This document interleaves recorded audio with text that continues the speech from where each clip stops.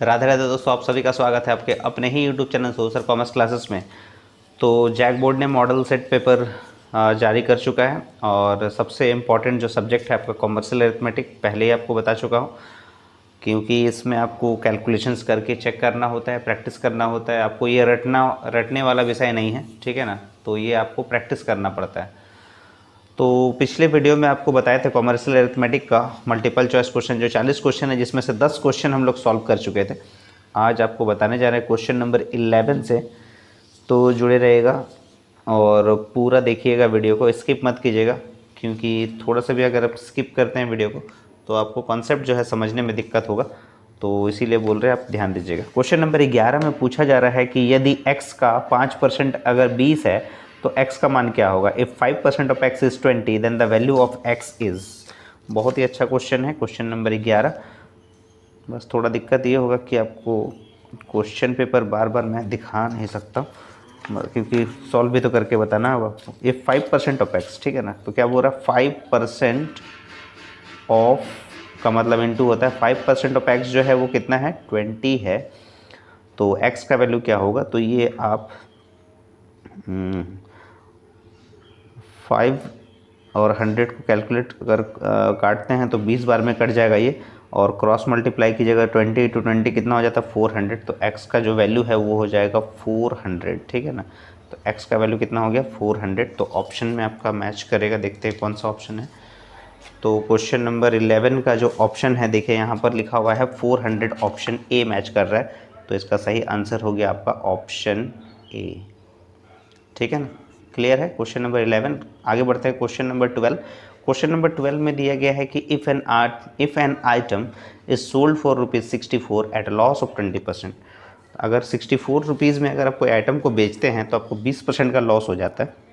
Then for how much rupees should it be sold to make a profit of 12.5%। यानी कितने में बेचना चाहिए उस आर्टिकल को कि प्रॉफिट आपका हो जाए 12.5% का, ठीक है ना। तो सबसे पहले इसको सेल किया गया, 20% का लॉस हुआ है, तो कॉस्ट प्राइस क्या है पहले वो पता कर लीजिए।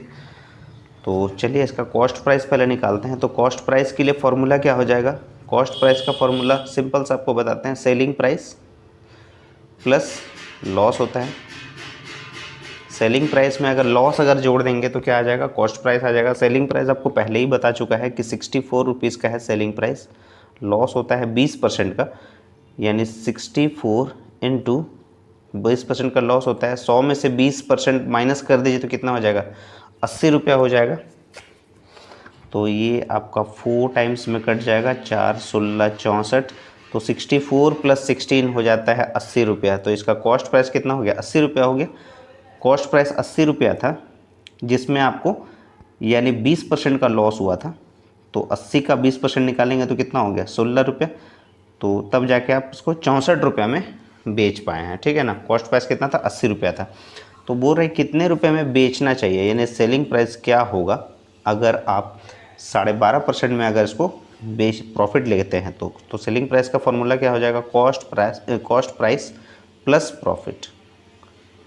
तो कॉस्ट प्राइस कितना है आपका 80 रुपया है, प्रॉफिट 12.5% यानी 80 का 12.5% 12.5%। पॉइंट हटा दीजिए, एक जीरो ले लीजिए, यहाँ से एक जीरो कैंसिल कर दीजिए। 25 का टेबल में 25 5 125, 25 चौके 100, 4 दूनी 8 यानी 5 दूनी 10 रुपया, यानी 80 प्लस 10 यानी आपका सेलिंग प्राइस जो होगा 90 रुपये। अगर आप 90 रुपये में बेचते हैं तो आपको 12.5% का प्रॉफिट हो जाएगा।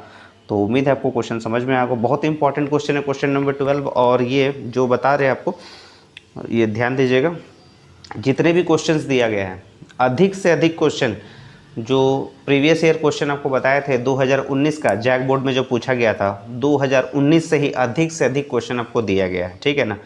तो जैक बोर्ड ने कहीं और से सवाल नहीं चूज़ किया है, तो जो चूज़ किया है वो क्वेश्चन पेपर से ही चूज़ किया है। तो आपको पहले ही हम वीडियोज़ पहले ही बता चुके हैं जो प्रीवियस ईयर क्वेश्चन का है, चाहे वो 2019 का हो, चाहे वो 2020 का हो, चाहे वो 2022 का हो, 23 का, 24 का, सारे क्वेश्चन पेपर हम प्रीवियस ईयर आपको बता चुके हैं।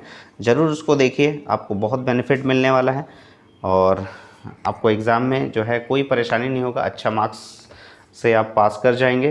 तो चलिए हम लोग आगे बढ़ते हैं। क्वेश्चन नंबर 12 के बाद क्वेश्चन नंबर 13। तो क्वेश्चन नंबर 13 में आपको क्या पूछा है पहले देख लेते हैं।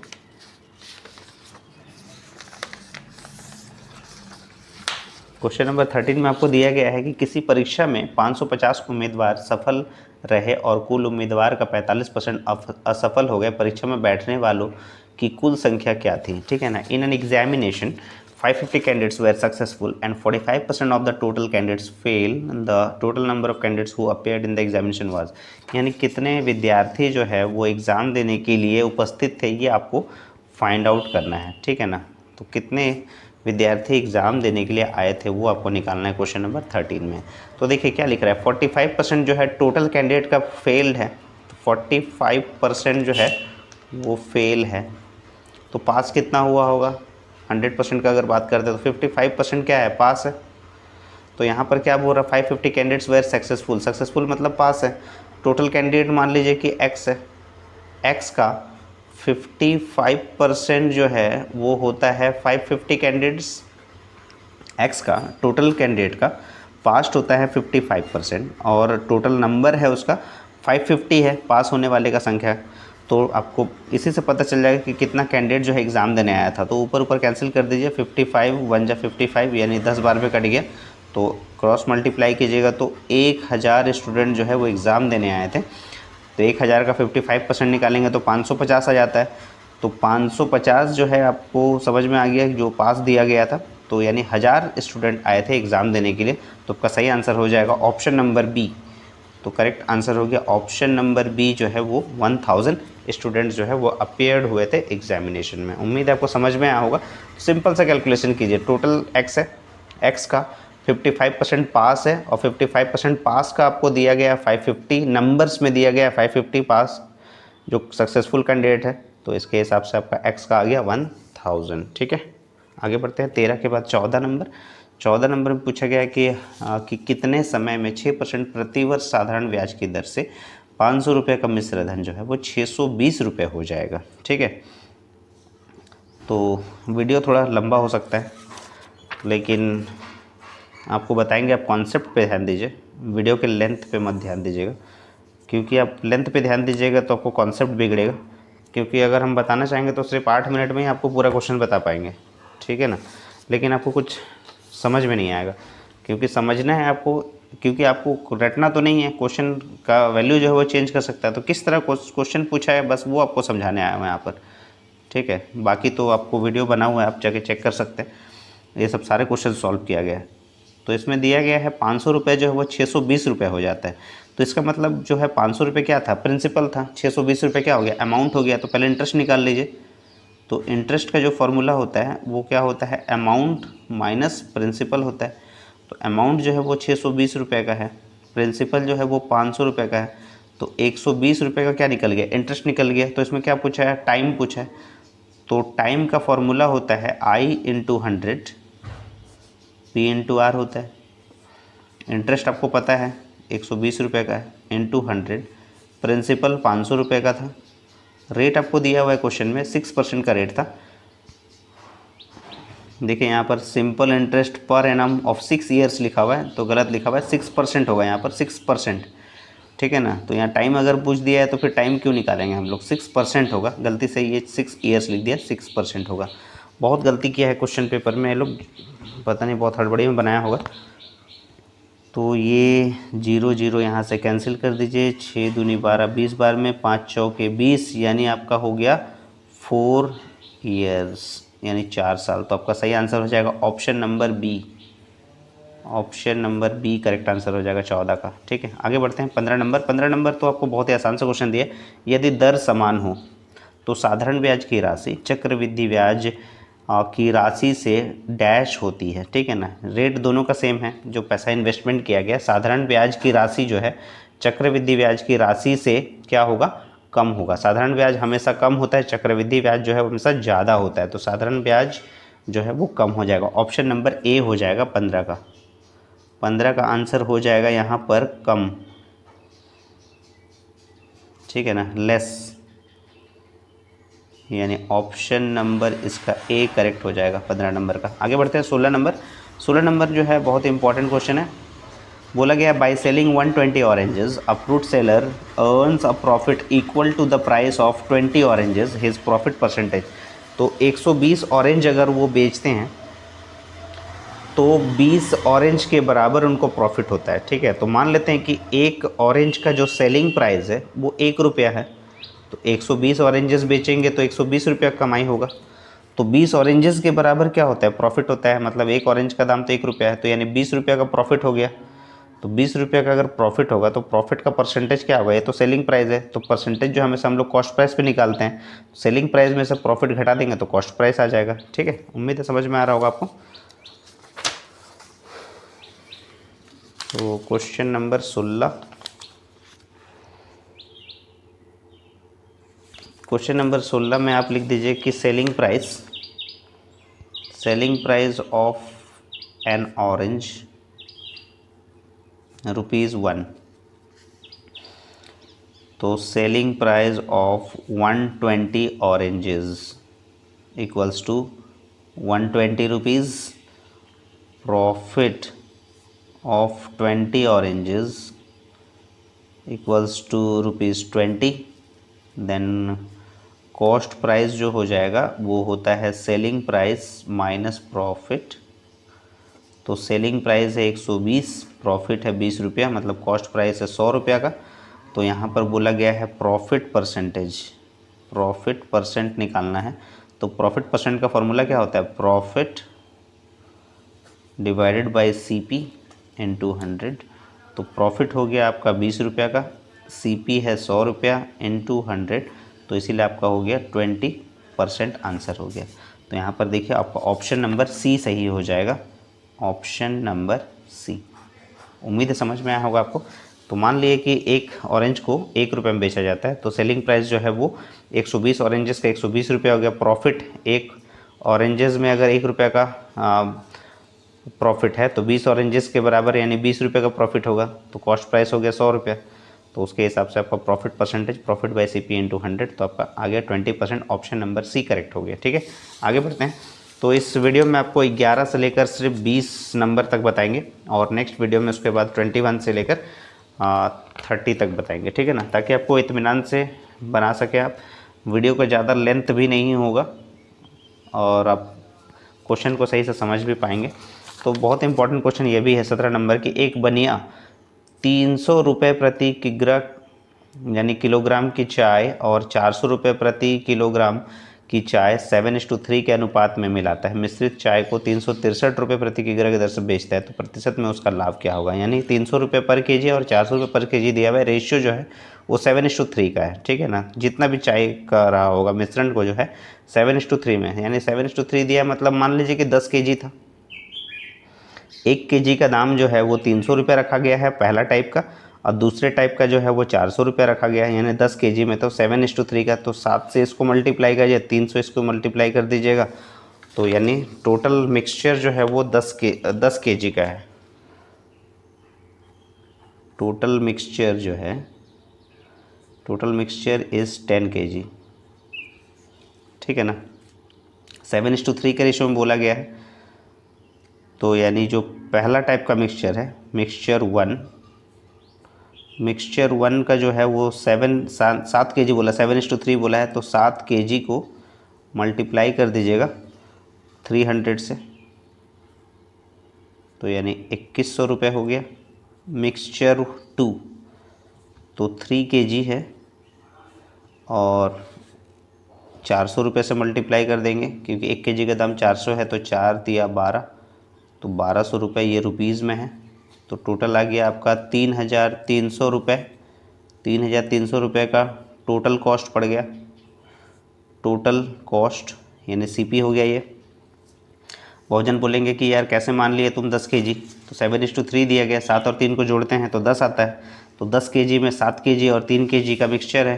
ठीक है, और टोटल जो है, टोटल मिक्सचर सेलिंग प्राइस जो रखा गया है वो 363 रखा गया है, 363 रुपये रखा गया है 10 केजी का। तो 10 केजी का दाम कितना हो जाएगा, 3630 हो जाएगा सेलिंग प्राइस। तो सेलिंग प्राइस ज़्यादा है, कॉस्ट प्राइस कम है, तो प्रॉफिट आ जाएगा इसका। प्रॉफिट का फॉर्मूला क्या होता है, selling price minus cost price. Selling price है 3630 माइनस 3300, तो आपका आ गया ये ₹30 का प्रॉफिट आ गया। आपको इसमें बोला गया था कि हिज प्रॉफिट परसेंटेज, फिर से परसेंटेज प्रॉफिट पूछा, यानी प्रॉफिट परसेंटेज निकालना है। तो प्रॉफिट परसेंटेज का फॉर्मूला पहले आपको बता चुके हैं। तो क्या होता है, profit divided by CP into 100। तो प्रॉफिट कितना का आ गया, ₹330 का। CP जो है वो कितना का है, CP है 3300 का है, इंटू 100 कर दीजिए। तो 1 0 2 0 यहाँ से कैंसिल कर दीजिए, 333 को काट दीजिए 10 बार में। तो ये आपका आ गया प्रॉफिट का परसेंटेज जो आ गया वो 10% का आ गया। तो 17 नंबर का जो आंसर हो जाएगा ऑप्शन नंबर C सही हो जाएगा, 10%। ऑप्शन नंबर C, ठीक है ना, क्लियर है आपको। तो 10 kg 7:3 का दिया गया है, इसीलिए आपको 7 और 3 को जोड़ दिए तो 10, 10 में से 7 kg मिक्सचर 1 है और 3 kg जो है मिक्सचर 2 है। 300 से मल्टीप्लाई किए, 400 से मल्टीप्लाई किए तो वैल्यू आ गया टोटल मिलाकर 3300। 10 kg को सेल करना था 363 से, तो 3630 आ गया। Selling price cost price solve कर दिए, प्रॉफिट का परसेंटेज आ गया 10%, ठीक है। तो 17 नंबर सॉल्व कर लिए हम लोग। आगे बढ़ते हैं क्वेश्चन नंबर 18। क्वेश्चन नंबर 18 जो है बहुत ही अच्छा क्वेश्चन दिया गया है, बहुत ही आसान सा क्वेश्चन दिया गया है कि एक दलाल जो है विक्रेता से 2% तथा क्रेता से 1% दलाली के रूप में प्राप्त करता है। तो यदि व्यापार 76,000 रुपये में तय हुआ है तो उसकी कुल दलाली क्या है। अब ब्रोकर गेट्स 20% नहीं होगा, 2% होगा, थोड़ा सा प्रिंटिंग मिस्टेक है। 2% from the seller, 1% from the buyer as a brokerage. If the deal is fixed ₹76,000 then his total brokerage. बहुत ही आसान सा है। तो 76,000 का सिर्फ 3% निकाल दीजिए, वही आपका आंसर हो जाएगा 18 नंबर।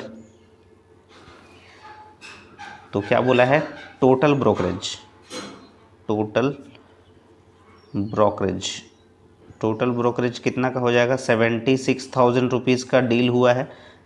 2% जो है वो सेलर से, 1% जो है वो बायर से, यानी 3% का होता है। तो सॉल्व कीजिएगा, 3 6 18 3 7 ₹2280 हो जाएगा। 2280 यानी ऑप्शन ए सही हो जाएगा। Option A is the correct answer. उम्मीद है आपको समझ में आया, बहुत ही आसान सा क्वेश्चन था। 19 नंबर, एक वस्तु की सूची मूल्य, विक्रय मूल्य तथा नगद मूल्य क्रमशः ₹500, 408 है। व्यापारिक बट्टा की दर ज्ञात कीजिए। तो क्वेश्चन जो है गलत है ये, क्यों इसलिए बोल रहे गलत है क्योंकि आपको 3 वैल्यू दिया हुआ है। आप अगर ध्यान देंगे तो एक सूची मूल्य मतलब लिस्ट प्राइस है, एक विक्रय मूल्य और नगद मूल्य, लेकिन यहाँ पर दिया हुआ है सिर्फ 2 वैल्यू। तो सूची मूल्य जो है वो 500 है और ये भी आपका 2019 का पेपर से लिया गया क्वेश्चन, क्वेश्चन नंबर 50 है। आपको बताए थे ये सवाल, जाके प्लेलिस्ट में चेक कर सकते हैं आप, सोनू सर कॉमर्स क्लासेस के चैनल में जाके। तो 500 है, उसके बाद है आपका 425 है, ठीक है ना। उसके बाद वाला जो वैल्यू है वो है 425, नेक्स्ट वाला जो वैल्यू है वो 425 होगा। यानी जो सेलिंग प्राइस है वो 425 है और कैश प्राइस जो है वो 408 रुपये का है, ठीक है ना। तो यानी यहाँ पर आपको क्या बोला है कि रेट ऑफ ट्रेड डिस्काउंट, तो ट्रेड डिस्काउंट का रेट निकाल के समझाते हैं आपको किस तरह का आंसर आएगा इसका।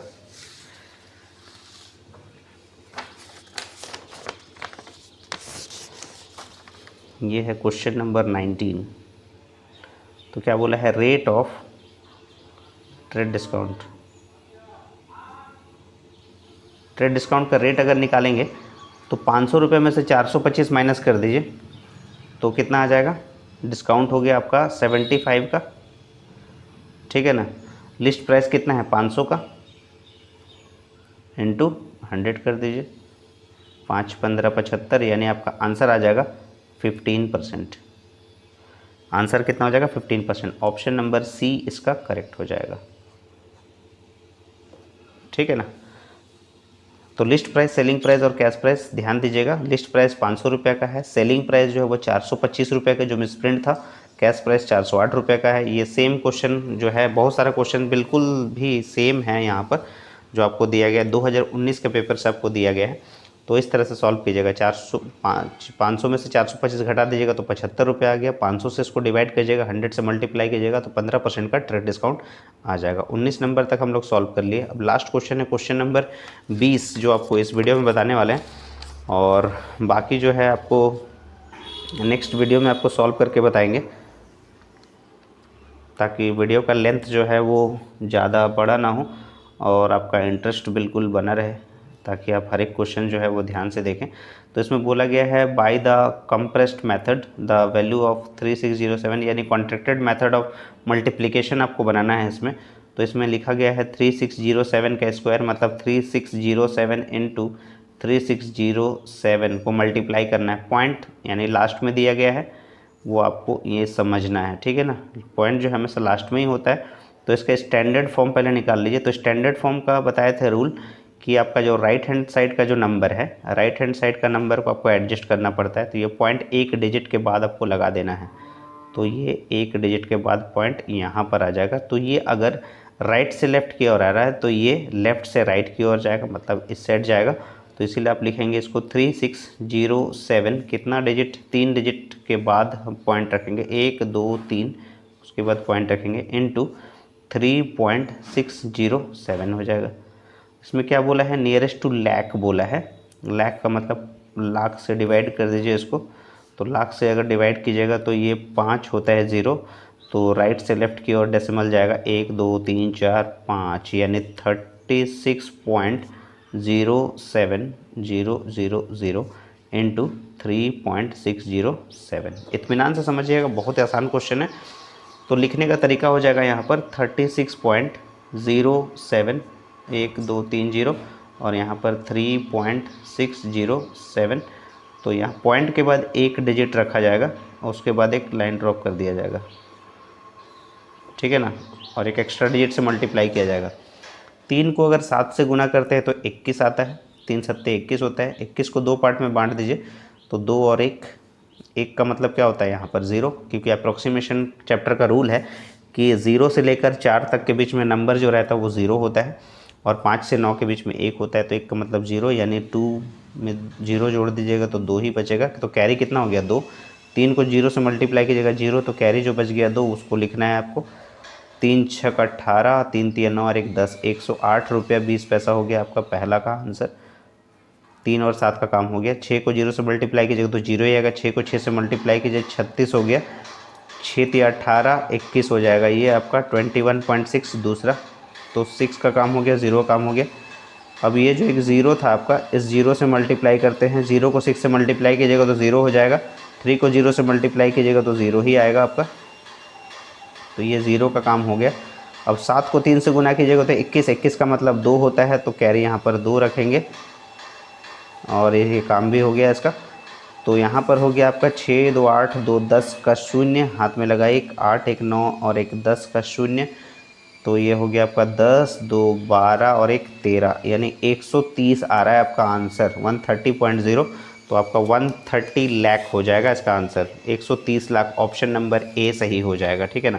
तो 130 लाख हो जाएगा ये। या फिर इसको ऐसे भी लिख सकते हैं 130 इंटू 10⁵।